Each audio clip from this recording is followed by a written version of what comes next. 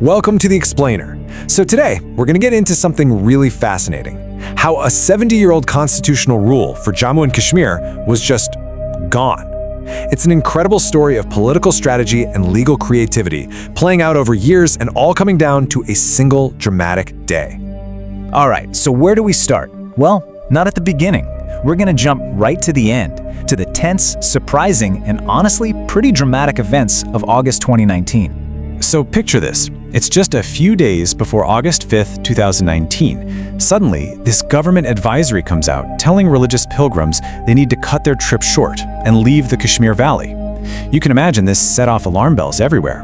It created this huge cloud of uncertainty, with everybody wondering, okay, what is about to happen? And then, bam, overnight the entire region is on lockdown. I mean, a total lockdown. Mainstream political leaders placed under house arrest. Phones, the internet, all cut. You couldn't have public gatherings. And on top of all that, thousands of extra troops hit the ground.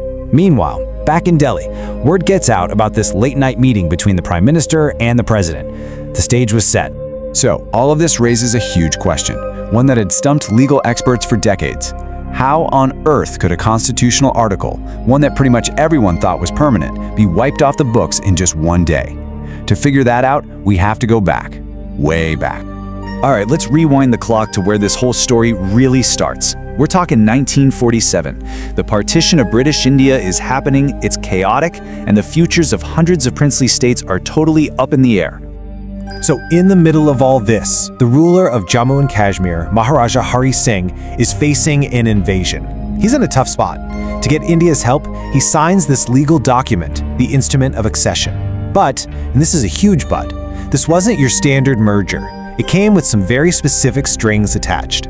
And this agreement wasn't just limited. It was incredibly specific.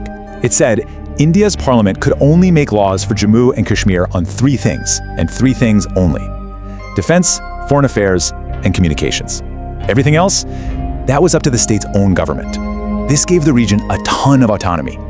So to make all this official, they put Article 370 into the Indian Constitution. And here's the kicker, it was officially labeled a temporary provision. The idea was it would be a placeholder until things were finally settled. But as we're about to see, temporary can be a very, very long time. Right, temporary.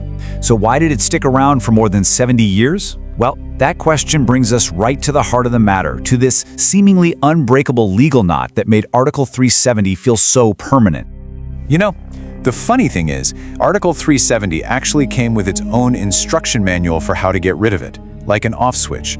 The process was written right in. You needed a recommendation from the state government, then an approval from something called the J&K Constituent Assembly, and finally, the President of India makes it official. Sounds simple enough, right? Well, not so fast.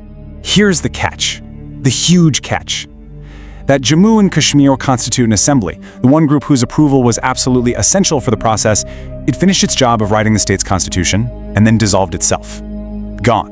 In 1957. So the off switch was basically broken, leading to a constitutional stalemate that lasted for decades. So how did they untie this impossible knot? Well, it wasn't a snap decision. What we're looking at here is the result of a meticulously planned, multi-year strategy that really kicked into gear on 2015. Just look at this timeline. It all starts with this really strange coalition government between two parties that disagreed on almost everything. After a few years, that alliance collapses, which triggers governor's rule. Then you get this wild story where other parties try to form a government but can't, supposedly because the governor's fax machine wasn't working. You can't make this stuff up. And each step perfectly set up the next, leading to the final, crucial phase, president's rule. And that brings us to the end game. Imposing president's rule wasn't just some administrative checkbox. It was the master key. It was the move that unlocked the entire puzzle of Article 370. And why was it the master key? Because of this. Under president's rule, the entire power structure flips. The authority of the state's chief minister and cabinet, it transfers to the governor, who's a central appointee. But here's the really critical part. The power of the state's legislative assembly, its lawmaking body, transfers directly to the Indian parliament. Just like that, all of the state's political power was now being wielded from Delhi. Okay, so they've got control of the state's power, but there's still that ghost in the machine, right? That one giant roadblock, the Constituent Assembly that doesn't exist anymore? How do you get permission from a body that vanished 60 years ago? And this is where the real magic happens. On the morning of August 5th, a presidential order comes out, and using a different article of the Constitution, it performs this brilliant little bit of, well, legal jujitsu. It simply says that from now on, whenever you read the words Constituent Assembly in Article 370, you should read it as Legislative Assembly. And just like that, with one sentence, the whole knot just comes undone. The powers of that long-gone Constituent Assembly were now officially held by the Legislative Assembly. And who was currently acting as the Legislative Assembly? The Indian Parliament. The path was suddenly completely clear. So, with the legal groundwork perfectly laid, the final moves happen in a flash. The Indian Parliament, now wearing its other hat as the Jammu and Kashmir legislature, officially gives the recommendation. A resolution to scrap Article 370 special status flies through Parliament, and then the president issues the final notification. Done. The whole multi-year plan was complete. When you look at the whole sequence, from an unlikely coalition to a broken fax machine, all the way to a clever reinterpretation of a single word, it shows exactly how the complex gears of a constitution can be used to achieve a major political goal. And it leaves us with a pretty big question to think about. When a law contains the instructions for its own destruction, is anything really permanent?